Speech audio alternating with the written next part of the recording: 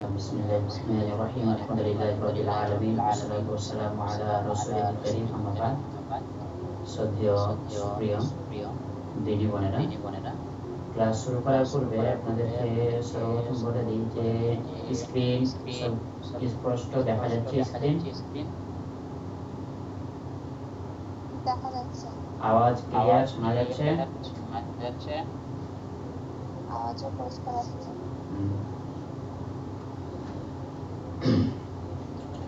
তো আজকের দর্শে আমরা গতকালকে যে বিষয় পড়েছিলাম নুন সাকিন এবং তানবিন এবং মিম সাকিন এর কখন গুণনা করে পড়তে হয় এবং কখন গুণনা ছাড়া পড়তে হয়, এই নিয়মগুলো আমরা জেনেছিলাম।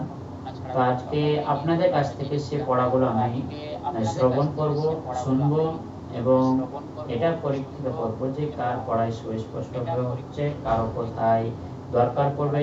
তো সেটা হিসাবে আজকে আপনাদের পড়াটা দেখে নেব, ঠিক আছে? তো এক এক করে যে চ্যাপ্টারটা খোলা হবে সেই বিষয়টা আপনারা সকলে পড়তে থাকবেন, ঠিক আছে? তো এক এক করে যে চ্যাপ্টারটা খোলা হবে সেই বিষয়টা আপনারা সকলে পড়তে থাকবেন। আমি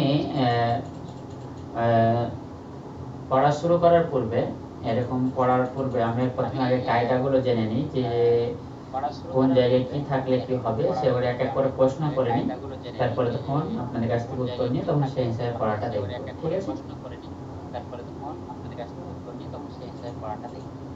তো সর্বপ্রথম প্রশ্ন হলো যে আমরা নুন সাকিন বা তানবিন এই দুটো কি আলাদা আলাদা, এই দুটোর নিয়ম কি আলাদা আলাদা আছে না একই? কে বলবে? নুন সাকিন এবং তানবিন, হ্যাঁ, এই দুটোর নিয়ম হচ্ছে একই। এখন আমি এবার যাকে প্রশ্ন করব তাহলে সে এবার উত্তর দেবে, ঠিক আছে? সানোয়ারা, নুন সাকিন ও তানবিনের কায়দা কয়টি আমরা পড়েছি বা এর কয় প্রকারে এখানে পড়ার নিয়ম পড়েছি আমরা?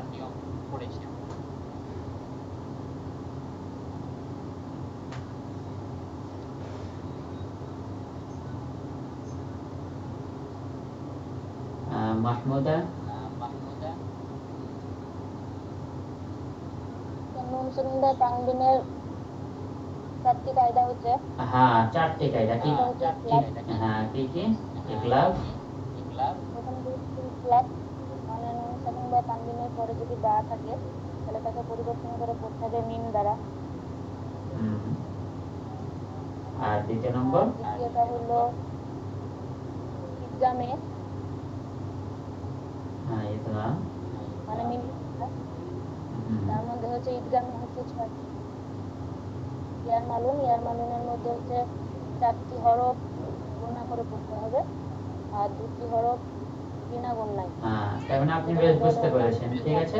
বাকি দুটো আমি অন্যজনের কাছ থেকে শুনবো। শাবনাম ফারাহা,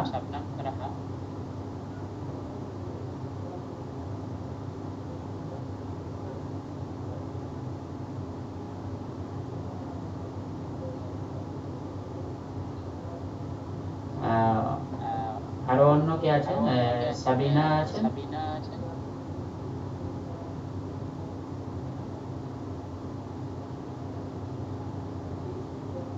আসিয়া, আরো এখানে নুন সাকিন ও তানবিনের আমরা 4টে কায়দার মধ্যে 2টো কায়দা একজন বললেন, তো বাকি আরো 2টো কায়দা বাকি থাকলো, তাহলে সেই 2টো কায়দা কি? নুন সাকিন আর তানবিনের পরের যে গ্রুপে হালকা 6টি শব্দ আছে তাহলে 6টি শব্দই আসবে না 6টির মধ্যে যে কোনো একটা আসলে হবে? হ্যাঁ, তাহলে কিরকম ভাবে পড়তে হবে? ইজহার করে পড়তে হবে। ইজহার মানে স্পষ্ট করে পড়তে হবে। আরেকটি বাকি থাকলো, হ্যাঁ ওটা হুরুফে হালকি কেন বলছেন? ওটা হরফে হালকি এই জন্য বলা হয়, আমি যখন পড়ার শুরু থেকে নুরানি কায়দা যখন আমি এবার শুরু থেকে রিভাইজ করাই তখন বলে দিয়েছিলাম যে আমাদের এই যে প্রথমকার যে 6টা অক্ষর যেগুলো আমরা বলছি হরফে হালকি, ওগুলো আমাদের এই হালক মানে হচ্ছে কণ্ঠনালী। হালক শব্দের অর্থ হলো কণ্ঠনালী। এই কণ্ঠনালী থেকে সেই 6টা অক্ষর বের হয়। ওই 6টা অক্ষরের মাখরাজ কি আমাদের এই কণ্ঠনালী, সেই জন্য ওই কণ্ঠনালীকেই দিকে ইঙ্গিত করে ওটাকে বলা হয় হরফে হালকে। হালক আরবি শব্দ, হালক মানে গলা বা কণ্ঠনালী। এই গলা থেকে আমাদের এই কণ্ঠনালী থেকে বের হয়, সেই জন্য এই 6টা অক্ষরকে কি বলা হয় হরফে হালকে। বুঝতে পেরেছেন? বাদ বাকি যতগুলো অক্ষর রয়েছে তাদের মাখরাজ হচ্ছে আমাদের ওই কণ্ঠনালীর উপর থেকে, ওই জিহবার তালু, নিচের দাঁত, উপরের দাঁত, এরকম ভাবে মাখরাজ রয়েছে। বুঝতে পারলেন? তো এই 6টা অক্ষরকে হরফে হালকে এই জন্যই বলা হচ্ছে কারণ ওই 6টা অক্ষরের মাখরাজ হলো, বের হওয়ার জায়গা হলো আমাদের কণ্ঠনালী বা হালাক, গলা। বুঝতে পেরেছেন এবার? আরেকটা বাকি থাকলো, বাকি আপনাদের মধ্যে আর কি আছে?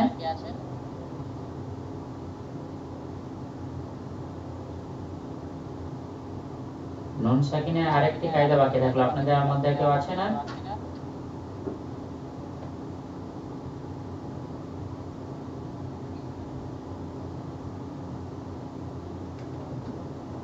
এখানে আমি সবারই নাম দেখতে পাচ্ছি না, সেই জন্য পড়ছি না।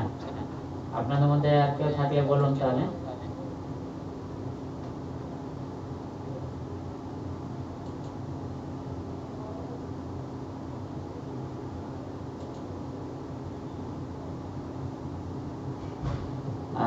তো মাহমুদা আপনি বলুন। 4 নম্বর কায়দাটা হলো ইকফা। ইকফা, ইকফা কখন করতে হবে? হচ্ছে 15টি হরফ, যদি 15টি হরফ থাকে। 15টি হরফই থাকবে না 15টি হরফের মধ্যে যে কোনো একটি হরফ থাকলেই হবে? মানে গণনার হরফ হচ্ছে আপনার সবকিছু 20 হয়, 20টি বাদ দিয়ে 15টি থাকছে, 15টি হরফের মধ্যে যে কোনো একটি থাকলেই সেটা গণনা সহকারে করতে হবে। এটাই বুঝতে পারলাম না, কতটি অক্ষর বাদ দিয়ে? ইকফার অক্ষর কয়টি? ইকফার অক্ষর হচ্ছে 15টি। তো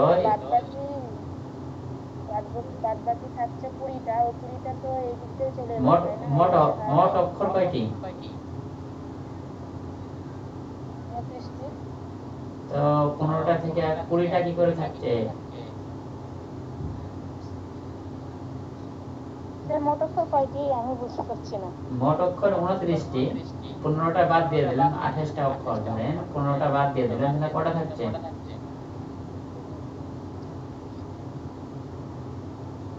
28টা অক্ষর থেকে 15টা বাদ দিয়ে দেন, কয়টা থাকলো? 14টি। 29টা থেকে ধরছেন, সেই জন্য তো। আর আপনি যে হিসাব করে পড়লেন, কালবের অক্ষর কয়টা, ইকলাবের অক্ষর কয়টা? একটা। ইয়ার মালুন কয়টা? 6টা। তো 6 এর একে 7, আর হরফে হালকি কয়টা? 6টা। তো কয়টা হলো? 13টা। 15 আর 13 হলো 28টা অক্ষর। বুঝতে পেরেছেন? তো এটা আমাদের হচ্ছে সিম্পল কায়দা। যদি আমাদের হরফে ইকফা কয়টা সব কয়টা মনে না থাকে, তাহলে সিম্পল হলো ট্রিক যেটা বলেছিলাম কি, যে ইকলাবের একটা অক্ষর সেটা হলো বা, আর ইয়ার মালুন আর হরফে হালকি বাদ দিয়ে, এই অক্ষরগুলো বাদ দিয়ে যতগুলো থাকলো সব হলো ইকফার অক্ষর। এটা সংক্ষিপ্তে বলে দিয়েছিলাম, তাই তো? হ্যাঁ স্যার, এইটা বলছি যে নাকের মধ্যে লুকিয়ে পড়তে হবে গণনা করে। হ্যাঁ, তো এরকম এটা লুকিয়ে পড়তে হবে মানে বুঝতে পারলাম। লুকিয়ে মানে এটা নাক দিয়ে আওয়াজটা বের হবে, নাকের বাঁশির দ্বারা আওয়াজটা বের হবে। তখন নুন, যেমন এন হা, এখানে দেখেন, এখানে নুনটা ওই আমার নাক দিয়ে বের হচ্ছে না, সোজাসুজি মুখ দিয়ে স্পষ্ট ভাবে বের হচ্ছে। দেখেন এখানে যা দেখতে পাচ্ছেন স্ক্রিনে, এখানে দেখেন এন হা, এন হা, এন হা। আমরা পড়বো কি? এন হা মান আমানা, মান আমানা। তো এখানে আমরা পড়বো না যে মান। যখন আমরা মান পড়তে যাবো না, তখন নাকে আমাদের গুন্নাটা চলে আসছে, ওটা নাকে লুকিয়ে যাচ্ছে নুনটা। বুঝতে পেরেছেন? এটাকে বলা হচ্ছে নাকে লুকিয়ে বের। হ্যাঁ, যদি আমরা এখানে গুন্না এখন করবো না কেন? কেননা এখানে কি আছে, নুন সাকিনের পরে কি আছে, যে আছে ইকফা। ইকফা কেন থাকবে, কোনটা ওই ইকফার অক্ষর, হাটা হাটা ইকফার অক্ষর। হরফে হালকি কয়টি, ও হরফে হালকি 6টি। এটা হ্যাঁ এটা হরফে হালকের মধ্যে থেকে আসছে, এটা তাহলে তো আমরা কি করে পড়বো, এটাকে আমরা স্পষ্ট ইজহার করে পড়বো। সুতরাং আমরা এখানে পড়বো ইয়ানহা, ইয়ানহা, বুঝতে পেরেছেন? আমরা পড়বো না এখানে, কখনোই পড়বো না, ভুল হবে। এটা কি আমাদের এরকম পড়া ভুল হবে, ইয়ানহা, ইয়ানহা, এরকম পড়লে ভুল হবে। কিন্তু এখানে সঠিক পড়া কি ইয়ানহা, ইয়ানহা, বুঝতে পেরেছেন? স্যার এটা রয়েছে, এটা তো স্পষ্ট উচ্চারণ হবে। আর ওইটার কথা বললাম, তো ওইটাই তো আপনাকে দেখালাম যে সেটা হচ্ছে নাক দিয়ে গুণনা করে বের হবে। যেমন এখানে আছে ইকফার অক্ষর, দেখেন নিচে, এই দেখেন এখানে আছে, দেখেন এখানে তানবিন আছে, তারপরে কি আছে সিন। সিন ইকলাবের অক্ষরের মধ্যেও পড়ে না, ইয়ার মালুনের মধ্যেও পড়ে না, হরফে হালকির মধ্যেও পড়ে না, বরং যেটা কোন অক্ষরের মধ্যে পড়ছে তাহলে ইকফার মধ্যে পড়ছে, হরফে ইকফার মধ্যে থেকে পড়ছে। সুতরাং আমরা এখানে কি পড়বো, গুণনা করে পড়বো। দেখেন নাকে দিয়ে কি করে পড়বো আমরা, গুণনা করে, এরকম যে আমরিন সালাম, আমরিন, আমরিন, এখানে দেখেন আমরিন সালাম, এরকম পড়ছি না, আমরা কি করছি, নাক দিয়ে হালকা উচ্চারণ ওটা বের করছি আমরা, আমরিন সালাম, আমরিন, আমরিন। এটাতে বাংলাতে যদি অক্ষর আমরা নিতে যাই এরকম হবে, এটা ওই অক্ষরটা আমরা দেখতে পাই চন্দ্রবিন্দু চাঁদ যেমন হয়ে থাকে। উর্দুতে এই অক্ষরটা নুন গুন্না বলা হয়, উর্দুতে এটা হয়ে যায় নুন গুন্না করে পড়া। উর্দুতে নুন গুন্না আলাদা অক্ষর রয়েছে, নুন থাকবে কিন্তু নুক্তা থাকবে না, সেটা হচ্ছে নুন গুন্না। তো আমরিন সালাম, আমরিন সালাম, বুঝতে পেরেছেন? রিউ করব। দেখেন আমার দুটোর পড়ার মধ্যে দেখেন দুটো আমি যেমন ভাবে পড়ছি পার্থক্য দেখেন শুধু। আমরিন সালাম, আমরিন সালাম, আরেকবার পড়ছি এবার দেখেন আমরিন সালাম। এবার কি পার্থক্য বুঝতে পারলেন দুটো পড়ার মধ্যে? একটাতে স্পষ্ট রিন বললেন না, আর আরেকটাতে রিউ মনে হচ্ছে রিউ না, এটা রিন নয় উচ্চারণ হবে, ইউ উচ্চারণ হবে। কখন হবে, যখন ওয়াও থাকবে, ইউ ওয়াও থাকলে হবে। এখানে কি আছে, ওয়াও নেই। তো আমরিন, আমরিন, আমরিন সালাম, বুঝতে পেরেছেন? বুঝতে পারছি স্যার, বলছি আমরা শুনে এটা কিরকম করে বলতে পারবো কিনা জানি। বলেন আমরিন সালামুন, তারপর হলো ভাব হচ্ছে, বলেন তারপর এটা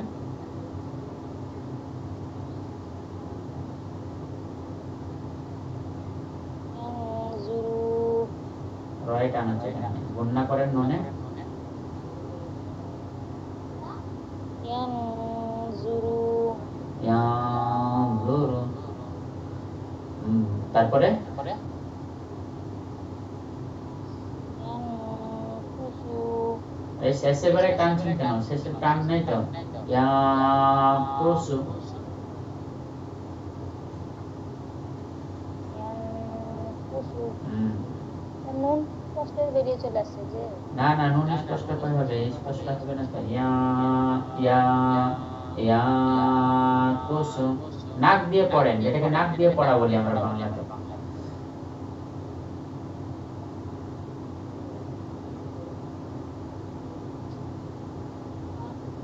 কুসু।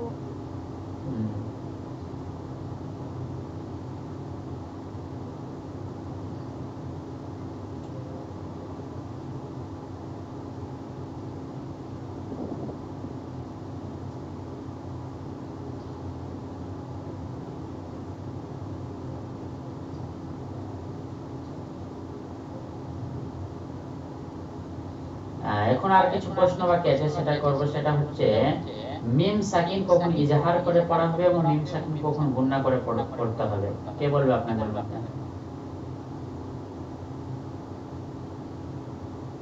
মিম সাকিনের পরে যখন মিম ওই বা তিনটা যখন গুণা করে লিখা যায়, মিম আর বা হরফ থেকে ধাতু যুক্ত হবে। মিম সাকিনের পরে বা আর মিম থাকলে গুণনা করে পড়বো মিম সাকিনকে, অন্যথায় যদি বা আর মিম ব্যতীত অন্য কোনো অক্ষর থাকে তাহলে সেখানে আমরা ইজাহার বা স্পষ্ট করে মিম সাকিনকে পড়বো।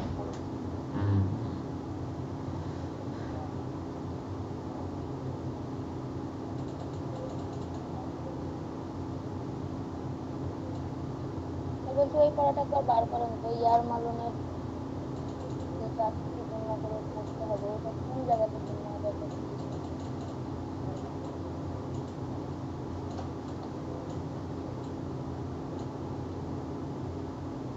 এটাই। এখানে মাই ইয়াকুলু আছে, তো মাইয়ে টান হবে গুণা না ইয়াতে গুণা হবে, কোন জায়গাতে? যেখানে তাজদিদ আছে সেখানেই হবে।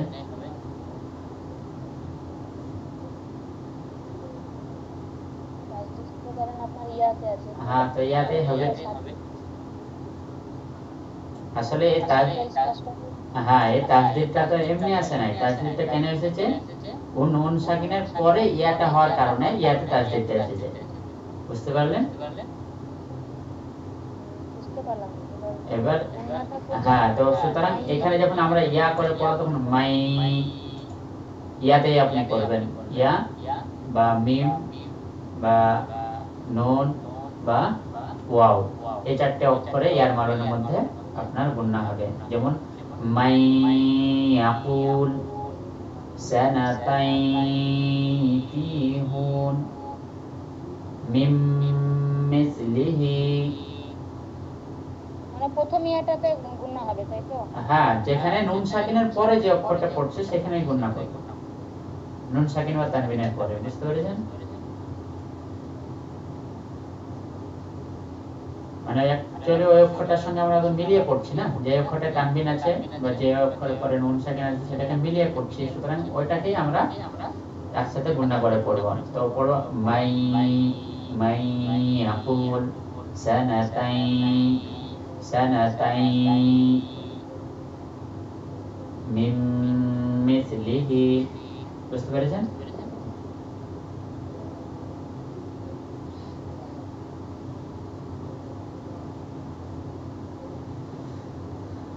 তাহলে এখন আপনাদের বলেন।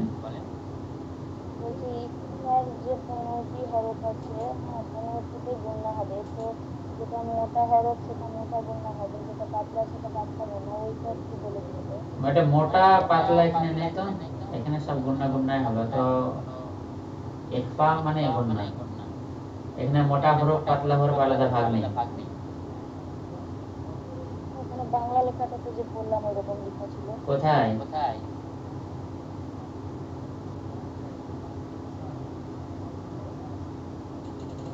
সেকেন্ড শেষের কায়দাটা ইফতাটা।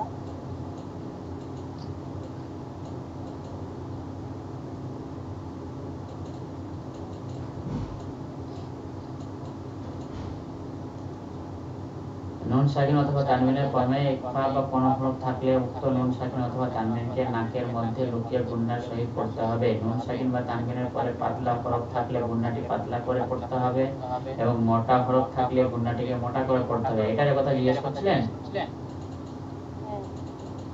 অর্থাৎ নুন সাকিন বা তানবিনের পরে ইকফার যে হরফ আসবে গুণনাটি উক্ত হরফকে অনুসরণ করবে।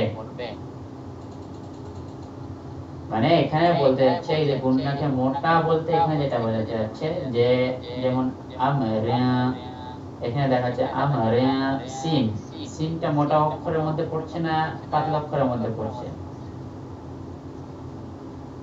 যদি আমরা সিনটা দেখতে যাই,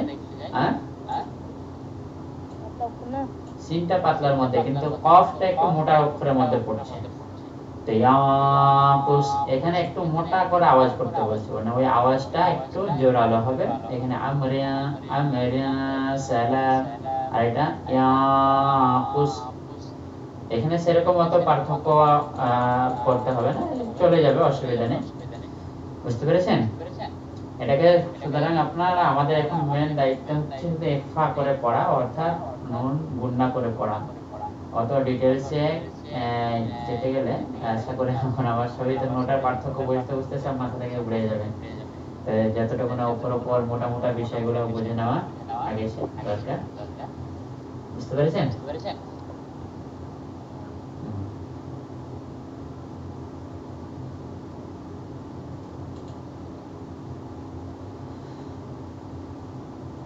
তো কে পড়বেন আপনাদের মধ্যে?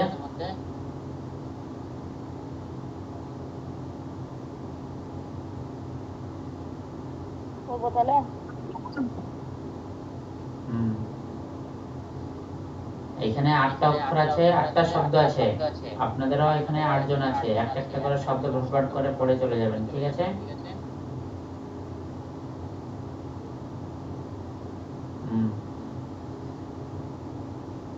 পড়েন।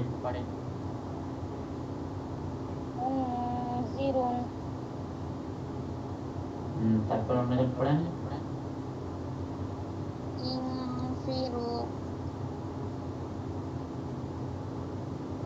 পরপর পড়তে থাকে, মানে সব পড়া বলে এমনি ভাবে পরীক্ষিত করবো তো সেই জন্য।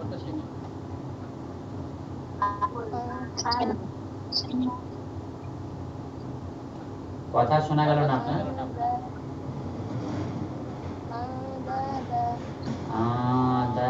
তারপর পড়ছি।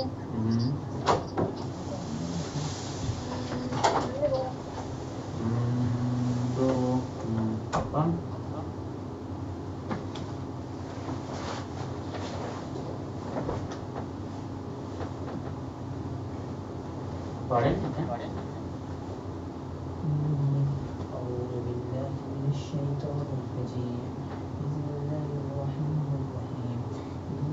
তারপরে কি আছেন পড়েন।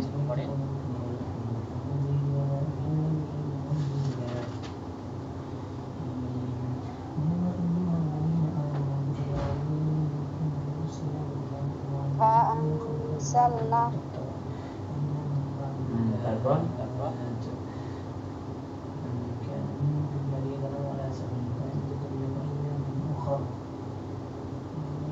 শবনম বলো।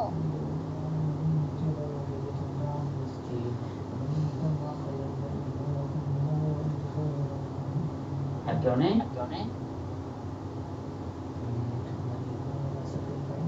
শবনম বাকি আছে।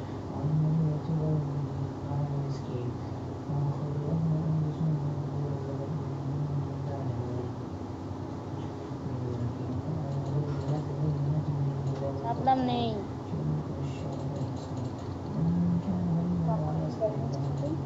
জয়েন আছে অন্য শবনম না। যেই হোক না কেন সে তো বাকি আছে, সে তো পড়ে। সানোয়ার এটা পড়ো।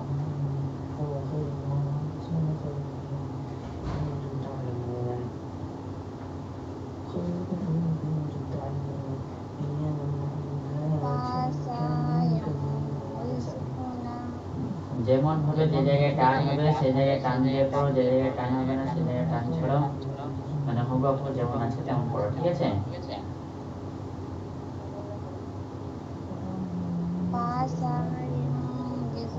না আমি ভাষা এখানে সিনে টানছো কেন?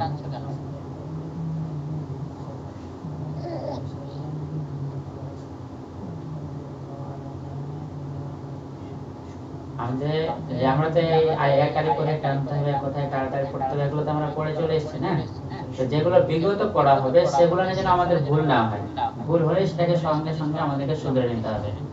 দেখুন যদি না শুধরায় তাহলে সেই ভুলগুলো আমাদের থেকে যাবে, বুঝতে পেরেছ?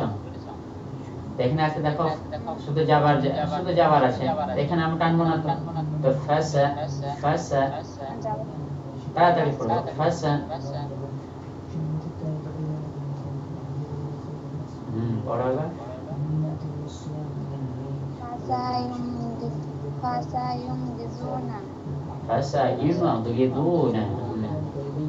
প্রথমে টান হয়ে যাচ্ছিল ফাসা ফাসা, সিনে টান হয়ে যাচ্ছিল ফাসা, এরকম টান হবে না বলতে ফাসা ইউনগিদুনা। তারপর মাহমুদা আপনি পড়েন। সালামুন আলাইকুম। সালামুন আলাইকুম। এখানে কি হলো, এটা ইজহার হলো না ইখফা হলো না ইদগাম হলো? এটা আপনার ওই ইজহার হলো। হ্যাঁ, ইজহার হলো। এরপরে আসিয়া।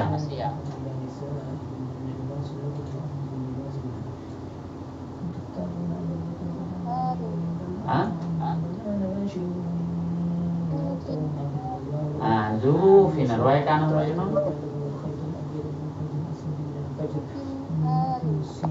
জুরুফিন হারুন।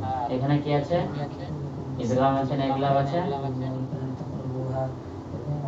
ইজহার। কেন?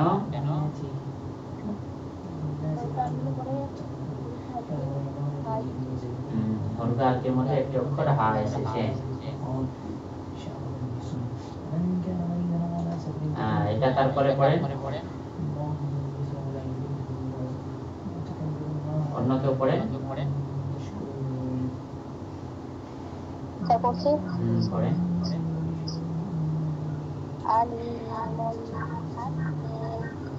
আলিমুন হাকিম।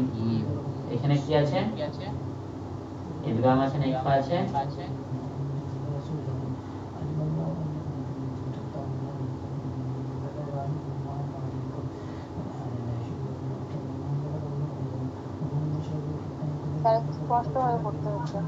এটা ইজহার আছে। কেন ইজহার থাকার কারণ কি?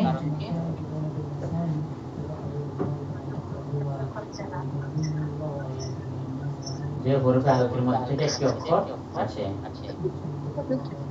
তাহলে আপনারা নুন সাকিন ওয়া তানবিনের কায়দাটা প্রায় বুঝতে পেরেছেন, তাই তো? এবার আরেকটু দেখে নিই আমি মিম সাকিনের পড়াটা একটু দেখে নেব।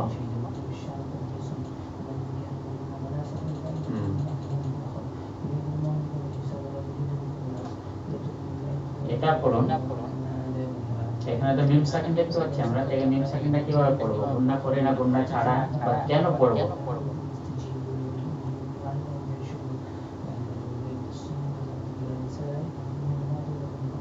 পড়ে সুলতানা।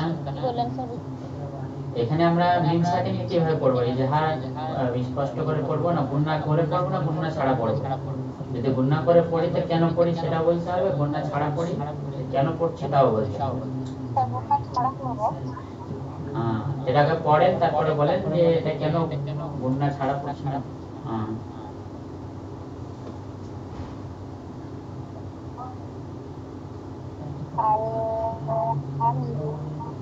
এখানে আল লামে এখানে টান হচ্ছে কেন?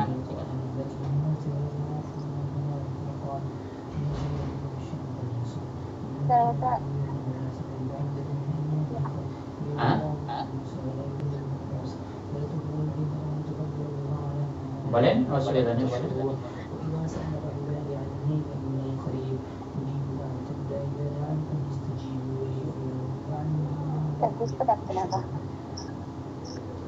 কোনটা বুঝতে পারছেন না? আমার প্রশ্ন বুঝতে পারছেন না, না মিম সাকিনের কায়দাটা বুঝতে পারছেন না?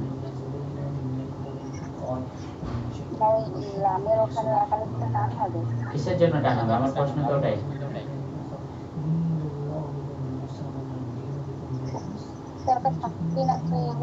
সাকিন থাকলে কিসের জন্য টান হবে? শুধু কি সাকিন থাকাই শর্ত, আর কোনো শর্ত নেই? আসলে মনে হয় আপনি ভুলিয়ে ফেলছেন। আমি বলেছিলাম যে হরফে মাদের পর যখন সাকিন থাকবে তখন আমরা টানবো, তাই বলেছেন, তাই তো? এখানে হরফে মাদ কোথায় আছে?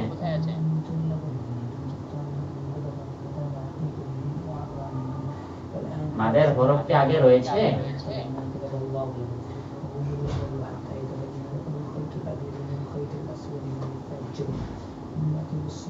বলুন, অসুবিধা নেই, বলবেন তাহলে ক্লিয়ার হবে। হ্যাঁ বলুন।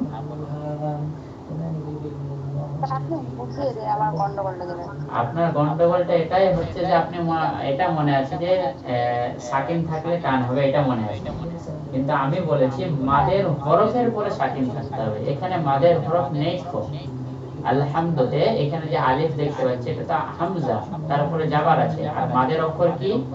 আলিফের আগে জাবার থাকবে, যে ইয়া সাকিনের পূর্বে জের থাকবে, অথবা ওয়াও সাকিনের পূর্বে পেশ থাকবে, অথবা খাড়া জাবার খাড়া জের বা খাড়া জের উল্টা পেশ থাকবে, সেটা হলো মাদের। এই অক্ষরের পরে যখন এবার সাকিন পাবো তখন হবে আমাদের খেলা। বুঝতে পেরেছেন?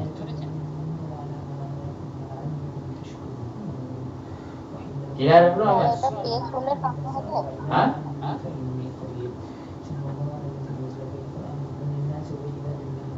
এখানে পেশ টেশ কিছু হলেই টান হবে না। কেন হবে না? কেননা মাদের অক্ষরই নেই তো এখানে। মাদের অক্ষরের পরে সাকিন থাকতে হবে বলেছেন।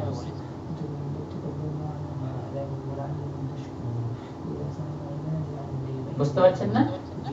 এখানে মাদের অক্ষরই নেই, সুতরাং মাদের অক্ষর নেই, তো সেখানে টানের কোনো বিষয়ই আসে না। ওটা মাদের অক্ষর থাকলে তারপরে ওটা জিনিস দেখা। বুঝতে পেরেছেন? বলা হচ্ছে কারো কাছে এরোপ্লেনের টিকিট থাকলে সে উঠতে পারবে বা সে ভিআইপি খাবার খেতে পারবে। এখানে শর্ত লাগিয়ে দিল যে ভিআইপি খাবার খাওয়ার জন্য কি এরোপ্লেনের টিকিট থাকে। কার কাছে যে টিকিটটাই না থাকে, সেই খাবার নিয়ে এরোপ্লেনে যে উড়ে যাওয়া সেটা তার হবে না। না,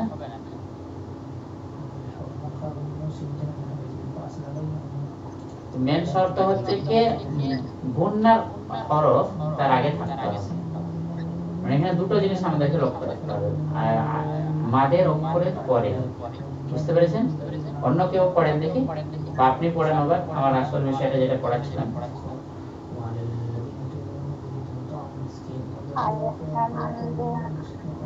আলহামদু একদম সুদা সিম্পল পড়বো। এখানে আমরা হাম মিমেও গুণনা করব না, সুদা সিম্পল পড়বো আলহামদু। বুঝতে পেরেছেন? কেন পড়বো এখানে মিমকে স্পষ্ট করে? কারণ হচ্ছে যে মিম সাকিনের পরে বা বা মিম আসে নাই, সেই জন্য। অন্য একজন পড়েন দেখে তারপরে পরের শব্দটা।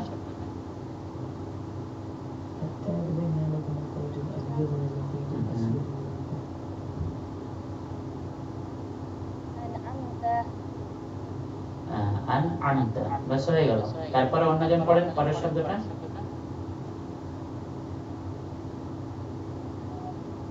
আলাইহিম ওয়ালাদ-দালিন। আলাইহিম ওয়ালাদ-দালিন। তারপরে পড়েন অন্য শব্দটা।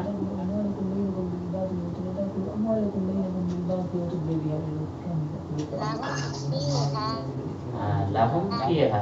আপনি বলেন এখানে মিম সাকিনকে গুণনা করে পড়ছেন বা বিনা গুণনা পড়ছেন। আপনি কেন পড়ছেন বিনা গুণনা?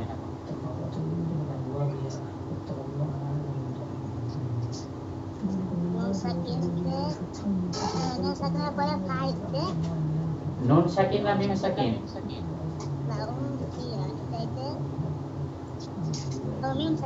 হ্যাঁ, এই ইকফা হরফ। ইকফা হলে কি হবে?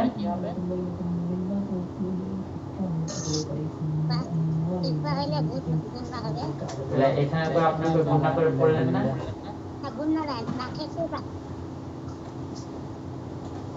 দেখেন ওটা আপনার একটু ভুলে যাচ্ছে, আমি একটু বলে দিই।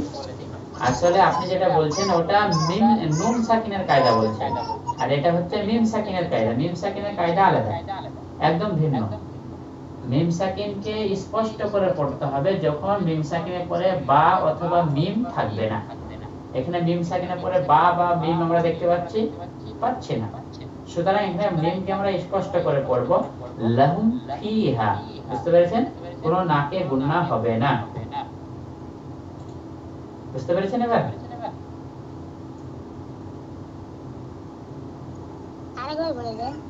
মানে মিম সাকিনকে কখন গুণনা করে পড়বো এবং কখন গুণনা করে পড়বো না, এটা হচ্ছে প্রশ্ন। তো গুণনা করে তখনই পড়বো যখন মিম সাকিনের পরে বা বা ফা অক্ষর থাকবে। কি বললাম? মিম সাকিনের পরে বা অথবা ফা থাকবে, তখন আমরা মিম সাকিনকে গুণনা করে পড়বো। যেমন আপনাকে দেখায় যেমন এখানে দেখেন মিম সাকিন এখানে দেখতে পাচ্ছেন আপনি, এখানে মিম সাকিন আছে দেখতে পাচ্ছেন।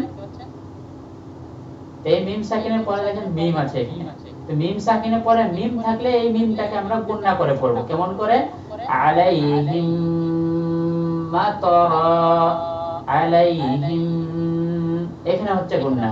তারপরে এখানে দেখেন মিম সাকিনের পরে মিম দেখতে পাচ্ছি, সুতরাং এখানে আমরা গুণনা করে পড়ব। তারপরে দেখেন এখানে মিম সাকিনের পরে মিম, এখানে মিম সাকিনের পরে মিম দেখতে পাচ্ছি, সেইজন্য আমরা এটাকে গুণনা করে পড়ব।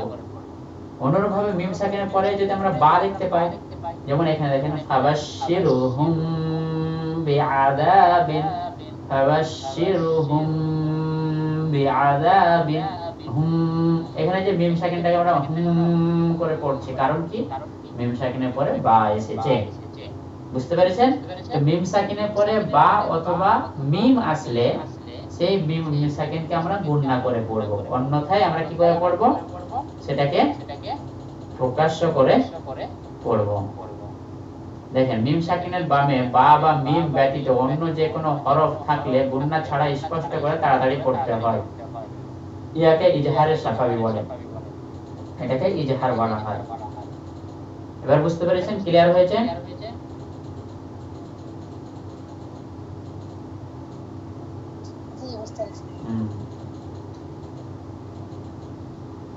তো আজকে নতুন একটা হালকা পড়িয়ে দিই, যেহেতু টাইম হয়ে গেল, আবার আকীদা এবং এই ক্লাস রয়েছে আপনাদের, হালকা করে কিছুক্ষণ ভাবে পড়িয়ে দেবো ইনশাআল্লাহ।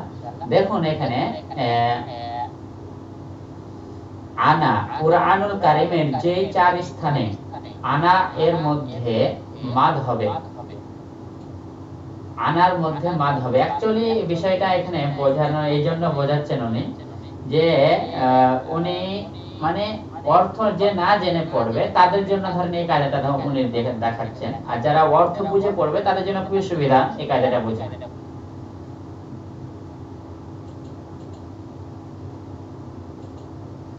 মানে অ্যাকচুয়ালি কি আরবিতে দেখেন, এখানে আমি আপনাদের জন্য এই কিবোর্ড খুলে রেখেছি, দেখেন আরবিতে আছে না, এই আনা যে শব্দটা যখন থাকবে, আনাটা যখন একটা পৃথক শব্দ হবে তখন এই নুনে আলিফে, আলিফ নুন আলিফে টান হবে না, এই নুন আলিফে কি হবে না?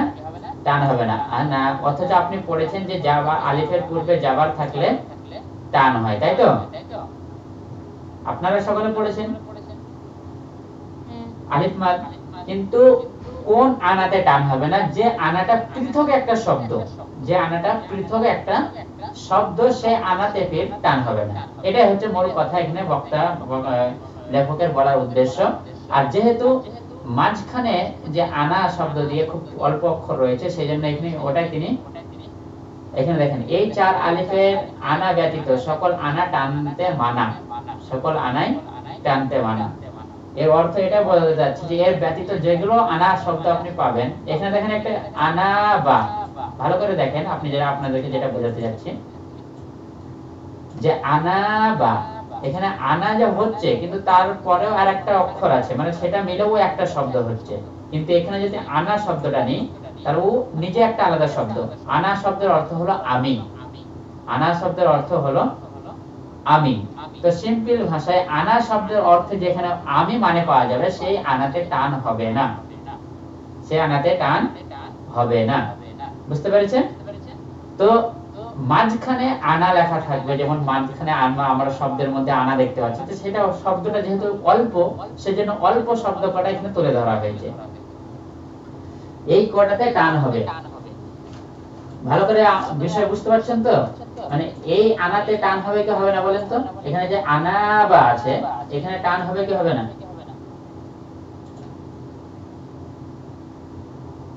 এখানে আনা বা মানে অন্য শব্দ বোঝাচ্ছে, হয়তো এই জন্য টান হবে। হ্যাঁ, এটাই হচ্ছে আসল বিষয়। তো এখানে আনা বা অন্য জিনিস বোঝাচ্ছে, কিন্তু আনা শব্দটা ওই শব্দের মাঝখানে ভরা আছে, মানে ওই শব্দটাকে আর কিছু অক্ষর বাড়িয়ে অন্য শব্দ করা আছে, যার অর্থ হচ্ছে অন্য। বুঝতে পেরেছেন? অনুরূপভাবে দেখেন আনাবু, এখানেও টান হবে, আনা মিলা, আনাসিয়া, কিন্তু সেখানে যেখানে শুধু আনা থাকবে, যেমন কিসে আছে বলেন তো? সূরা কাফিরুন, সূরা কাফিরুন যখন আপনারা খুলবেন, তখন দেখতে পাবেন। যেমন আমি খুলে দেখাচ্ছি একটা সূরা কাফিরুন আপনাদের জন্য।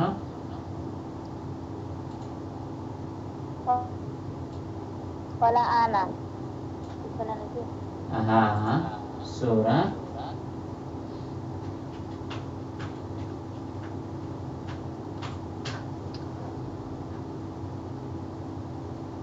ওয়ালা আনা বেদনা।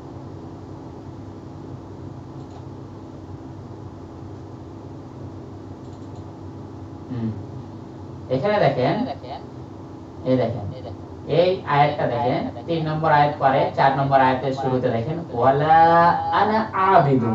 এখানে যে আনা আছে, এখানে মানে আনা শব্দের অর্থ হলো আমি, আনা শব্দটা আলাদা।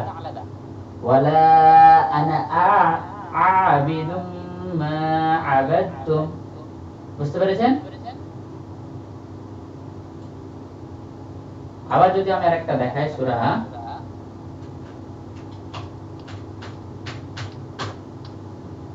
মুলক, দেখেন আমি আপনাদেরকে দেখাচ্ছি সূরা মুলক।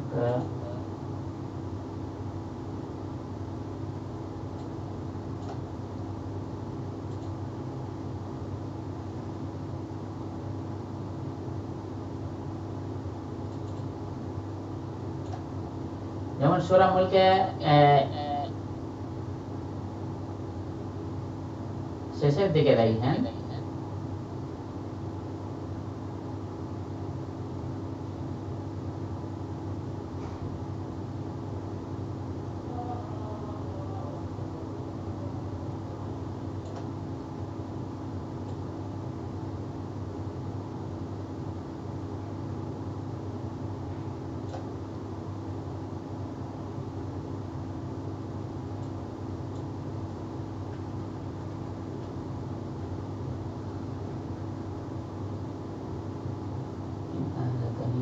وما معي أو رحمنا فمن يجيب الكافرين فلما رأوا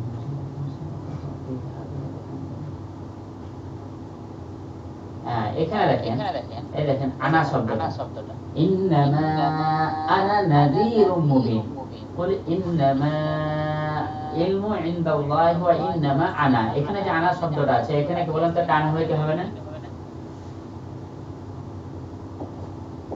টান হবে না, এখানে টান হবে না, কেননা আনা শব্দটা হচ্ছে পৃথক একটা শব্দ যার অর্থ হচ্ছে আমি, বুঝতে পেরেছেন? অনুরূপভাবে আরেকটি আয়াত আছে ওয়ালাকাদ জাআনা,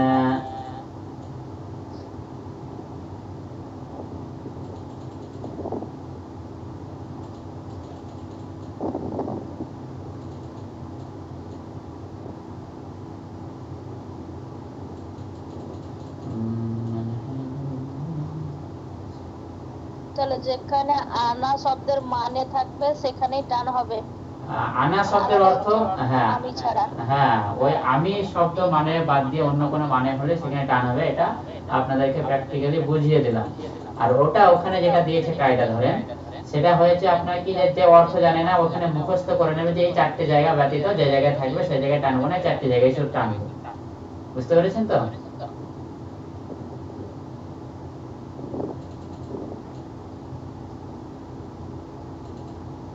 শুধু 4টি জায়গায় টানবো কেন বললো? কারণ ওই 4টে শব্দ কোরআনের মধ্যে রয়েছে, সেই জন্য বলছে।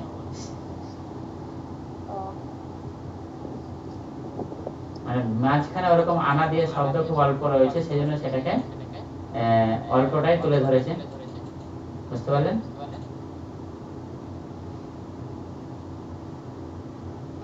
এটা সিম্পল আমি আপনাদেরকে আরো বুঝিয়ে দিলাম, আরো জিনিস রয়েছে।